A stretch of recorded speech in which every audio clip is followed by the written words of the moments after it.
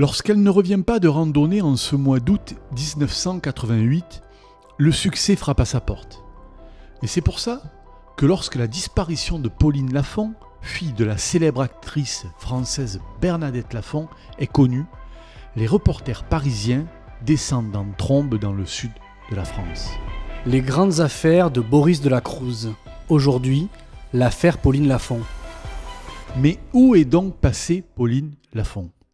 Le mystère va durer de longues journées, de longues semaines, plus de 3 mois même. Mais revenons à cette journée ensoleillée du 11 août 1988. Il est un peu plus de 8 heures du matin lorsque la jeune actrice, qui a connu son premier grand succès un an auparavant, se lève dans la maison familiale située sur la commune de Saint-André-de-Valborgne, commune limitrophe de la Lozère. C'est dans cette ancienne magnanerie que le clan Lafont vient se ressourcer, loin de l'agitation parisienne et des nombreuses obligations. Pauline Lafont doit recevoir un prix en Suisse le lendemain. C'est donc son dernier jour de paix, de réflexion, de quiétude. Après le petit déjeuner, elle indique à des proches, également présents dans la maison familiale, qu'elle part se balader. Rien de bien original, elle a besoin de souffler avant la cérémonie helvète de remise des prix. Elle quitte donc seule ses proches sans indiquer quel chemin elle veut arpenter. Les heures passent et Pauline ne rentre pas. La soirée arrive et elle n'est toujours pas là.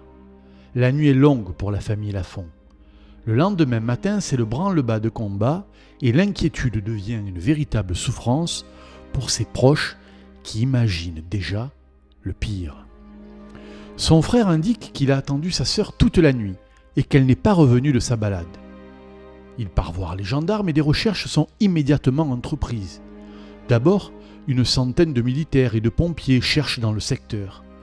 Puis la mobilisation s'accentue au fil des jours et près de 300 personnes, avec l'armée en renfort, quadrillent le secteur pendant plusieurs jours.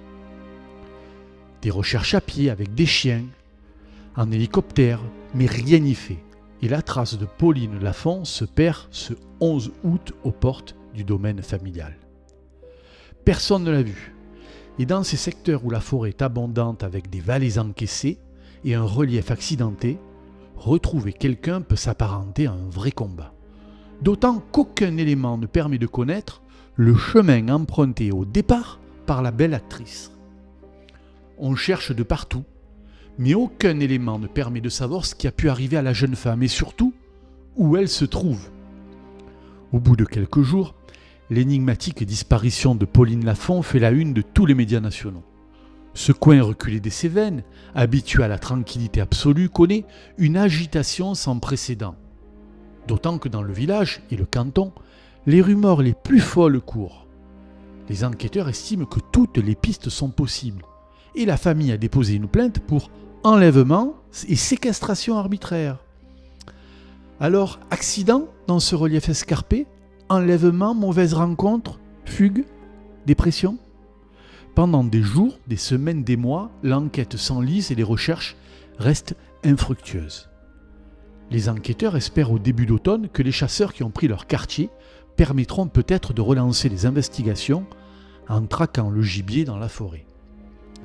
Mais c'est un agriculteur qui va relancer les investigations. En novembre, 3 mois après la disparition de Pauline Lafont, il découvre un corps au fond d'un ravin d'une dizaine de mètres sur la commune de Gabriac en Lozère, un village limitrophe de celui qui accueillait le clan Lafont dans les Cévennes lors de ses tragiques vacances estivales. L'actrice, qui avait tourné avec Chabrol, Mocky, a-t-elle chuté en se promenant ? Elle sera en tout cas formellement identifiée. Après une autopsie, la thèse de l'accident a été retenue par les enquêteurs. Pauline Lafont aurait tragiquement chuté dans le ravin au lieu-dit La Drèche. C'était dans les Cévennes, c'était durant l'été 1988.